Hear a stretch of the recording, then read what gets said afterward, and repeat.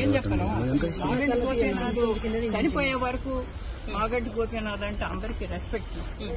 ఆయన అట్టాగే బతికాడు. మేము ఎప్పుడు బయటకు రాలేదు. నేను ఎడ్యుకేటెడ్, మంచి చెడు అన్ని నేను ఎప్పుడు బయటకు రాలేదు. అతను చచ్చిపోవటం వాళ్ళు చచ్చిపోవటం కాదు, చావే ఒక మిస్టరీ చేశారు. ఏం జరిగింది చెప్పండి. ఇది అంతా మరి కేటీఆర్ గారి వల్లే జరిగిందని నేను జవాబు ఆయనే చెప్పాలి నాకు.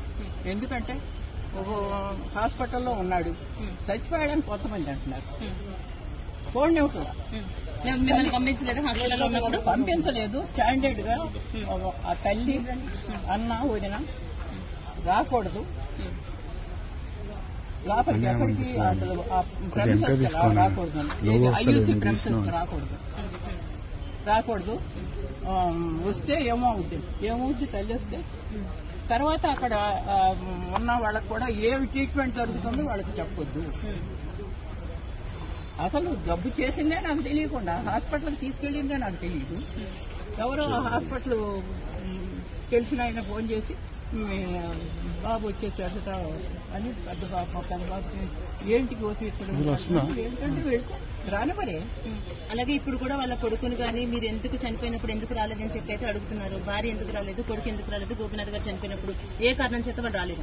వాళ్ళు ఏ కారణం చేత రాలేదు మరి ఊర్లో ఉన్నదాన్ని అన్నీ అంటే ఇప్పుడు వాళ్ళ అబ్బాయి చెప్తున్నాడు బెదిరించారు వాళ్ళ అబ్బాయి అంటున్నారండి, బెదిరించారు మమ్మల్ని, ఆ బెదిరింపుల వల్ల నేను రాలేదు, నేను యుఎస్ లో ఉన్నాను అంటున్నారు. కావచ్చు, అబ్బాయి యుఎస్ లో ఉన్నాడు కావచ్చు. ఎందుకంటే నేను ఇంట్లో ఇక్కడ పిల్లడు అక్కడ ఉండంగానే ఇంకా చనిపోయాడో లేదో తెలియదు, వెంటిలేటర్ లో ఉన్నాడు. ఒక్కసారి చూస్తానంటేనే నన్ను కన్న తల్లిని, ఆడికి 63 ఏళ్లు, నాకు 92 ఏళ్లు.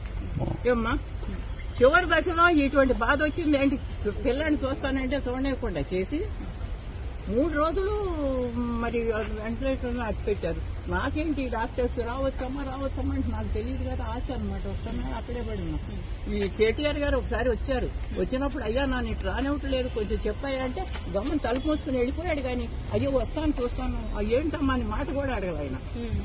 వచ్చాడు, వచ్చి వాళ్ళతో మాట్లాడాడు పైకి వెళ్ళి. వాళ్ళు వేరే రూమ్ లో ఉన్నారు, మాట్లాడి పరిగెత్తారు. ఏంటంటే లిస్ట్ లో కేటీఆర్ ఉన్నారు, నేను కూడా ఆ లిస్ట్ లో ఉంటాను. అయ్యో ఏం చెప్తాను కొంచెం చూడండి ఇస్తాడే పోనని ఆశమ్మ ఏం చేయదు అన్నతల్లిందా ఆశతో పరిగెడితే ఆగమ్మ లోపలికి వెళ్ళి వస్తాను, లోపలికి వెళ్ళి ఇంకో దారి నుంచి వెళ్తున్నాడని అసలు విషయం చెబుతామని గౌరవ పరిగెత్తా. పడదాను ఈ వయసులో పరిగెత్తే గమనం తలుపు చేసుకున్నాడు. అయ్యో ఒక్క మాట అయ్యా బాబు ఒక్క మాట అయ్యా. వచ్చారు. మరి ఆయన వచ్చే వరకు ఈ చనిపోయిన బాడీని ఎందుకు కట్టి పెట్టారా అన్నది ఆయనకి తెలియదు. ఆయన వచ్చిన తర్వాత ఎందుకు డిక్లేర్ చేశారా అని ఆయనకి తెలియదు, నాకు తెలియదు కదా. ఈ కేటీఆర్ సమాధానం చెప్పాల్సిన విషయం. ఎప్పుడు చనిపోయారన్నది క్లారిటీ లేదు.